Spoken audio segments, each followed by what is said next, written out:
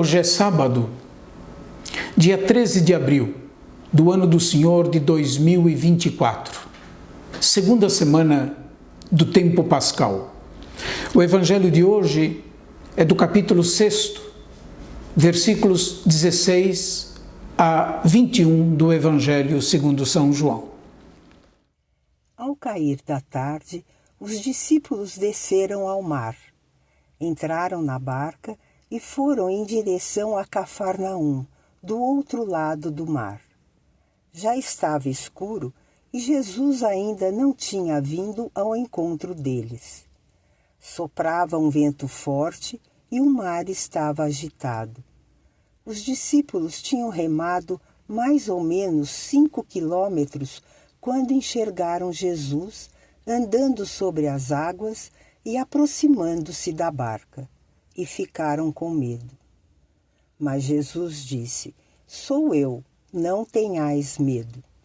Quiseram então recolher Jesus na barca, mas imediatamente a barca chegou à margem para onde estavam indo. O relato joanino segue o evangelho mais antigo, o evangelho de Marcos. Depois da multiplicação dos pães, se dá a travessia dos discípulos para o outro lado do lago, aqui em João, para Cafarnaum. E Jesus não estava com os discípulos no barco. Jesus os encontra mais tarde, acalmando o vento forte e o mar agitado. Jesus manifesta a sua divindade. No Salmo 89, versículo 10, o salmista declara o seguinte: "És tu que dominas o orgulho do mar.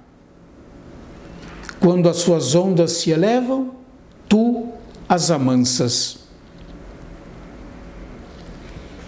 Eu creio que se nós nos lembrarmos de que é Deus que vence o mal que ameaça a nossa vida e a nossa paz, e confiarmos nele, nós reencontraremos a serenidade que nos permitirá passar de uma margem a outra. Aliás, a nossa vida é, na verdade, uma passagem contínua de uma margem a outra. Cada dia, cada situação que nós vivemos, essa passagem se faz presente, de uma margem a outra.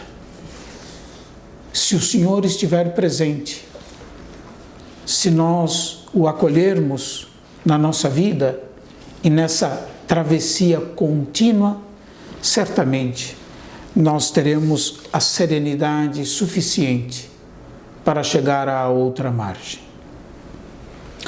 O trecho do evangelho de hoje observa que já estava escuro e Jesus não estava com os discípulos no barco. Essa indicação que já estava escuro é muito mais do que a indicação do tempo. Significa que sem aquele que é a luz do mundo, tudo é sombra, tudo é escuridão. Com algumas variantes, o relato também é comum aos evangelhos sinóticos, aos evangelhos de Mateus, de Marcos e de Lucas. À exceção de Lucas, nos dois outros evangelhos sinóticos, como é o caso também em João, o episódio de Jesus caminhando sobre o mar, também, como eu já disse no início, é a sequência do relato da multiplicação dos pães. Os elementos simbólicos presentes no texto são um meio de transmitir a mensagem. No universo simbólico, bíblico, mar e noite apontam para a realidade do mal e da morte. O mar, na verdade, um lago 200 metros abaixo do nível do mar, era agitado pelo vento, que formava ondas. Jesus, como diz o texto, ainda não estava com os discípulos. Jesus é visto por eles caminhando sobre as águas. De novo, no livro de Jó, no capítulo 9, no versículo 8, nós podemos ler: ele sozinho estende o céu e caminha sobre o dorso das águas. Que bela imagem, né? Logo Jó, que está ameaçado por tantos sofrimentos. Jesus manifesta seu poder divino, sua divindade propriamente, caminhando sobre as águas. Ele, que é a luz do mundo, ilumina a vida dos discípulos para arrancá-los do medo que imobiliza e distorce a visão. Aos discípulos atemorizados, Jesus diz: sou eu, não tenhais medo. Talvez, diante dos nossos medos, às vezes a nossa vida, e mais do que ela, as situações pelas quais nós passamos, são ameaçadoras e causam tanto medo. Você já se perguntaram quais são essas situações? E quais são esses medos? Seja quais forem, vale deixar ressoar em nós essa palavra encorajadora: sou eu, não tenhais medo. O Senhor sempre está conosco, ao nosso lado, para arrancar de nós um medo imobilizante. A afirmação de Jesus, sou eu, nos remete ao livro do Êxodo, capítulo 3, versículo 14. Assim dirás aos israelitas: eu sou, me enviou a vós.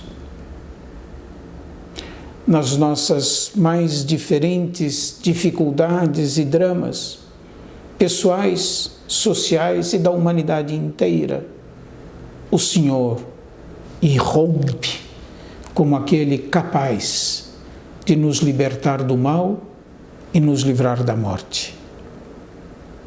O relato do Evangelho de hoje pode ser caracterizado como sendo uma epifania, uma manifestação do sagrado, cuja finalidade é revelar a divindade de Jesus e o poder de Deus sobre o mal e sobre a morte.